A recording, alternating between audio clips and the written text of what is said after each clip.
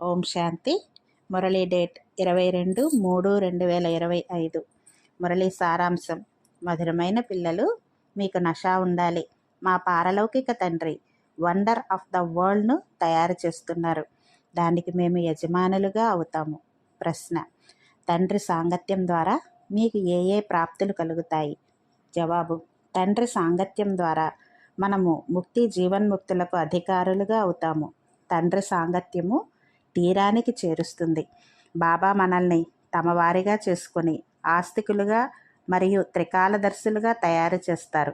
మనము రచయిత మరియు రచనల ఆది మధ్యాంతాలను తెలుసుకుంటాము. పాట: ఓర్పు వహించు మానవ. అచ్చా మీఠే మీఠే సికిలదే బచ్చోं ప్రతి మాత్ పితా బాప్ దాదా కా యాద్ ప్యార్ గుడ్ మార్నింగ్ ఔర్ నమస్తే. हम रूहानी बच्चों की रूहानी बाप दादा को యాద్ ప్యార్ గుడ్ మార్నింగ్ ఔర్ నమస్తే. ధారణ కోసం ఫస్ట్ పాయింట్: ఎవరి పట్ల కూడా అయిష్టము లేక ద్వేషము ఉండకూడదు.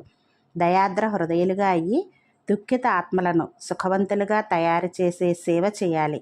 తండ్రి సమానంగా మాస్టర్ ప్రేమ సాగరులుగా అవ్వాలి. సెకండ్ పాయింట్: భగవంతునికి మనము పిల్లలము అన్న ఈ నష మరియు సంతోషంలో ఉండాలి. ఎప్పుడు మాయ యొక్క తప్పుడు సాంగత్యంలోకి వెళ్ళకూడదు. దేహి అభిమానులుగా అయ్యి జ్ఞాన ధారణను చేయాలి. వరదానం: తండ్రి సమానంగా వరదానిగా అయ్యి ప్రతి ఒక్కరి హృదయానికి విశ్రాంతిని ఇచ్చే మాస్టర్ దిలారాం భవ. తండ్రి సమానమైన వరదానీమూర్తులైన పిల్లలు ఎవరైతే ఉన్నారో వారు ఎప్పుడూ ఎవరి బలహీనతలను చూడరు. వారు అందరి పట్ల దయాద్ర హృదయులుగా ఉంటారు. ఏ విధంగా తండ్రి ఎవరి బలహీనతలను హృదయంలో పెట్టుకోరో అలాగే వరదాని పిల్లలు కూడా ఎవరి బలహీనతలను హృదయంలో ధారణ చేయరు.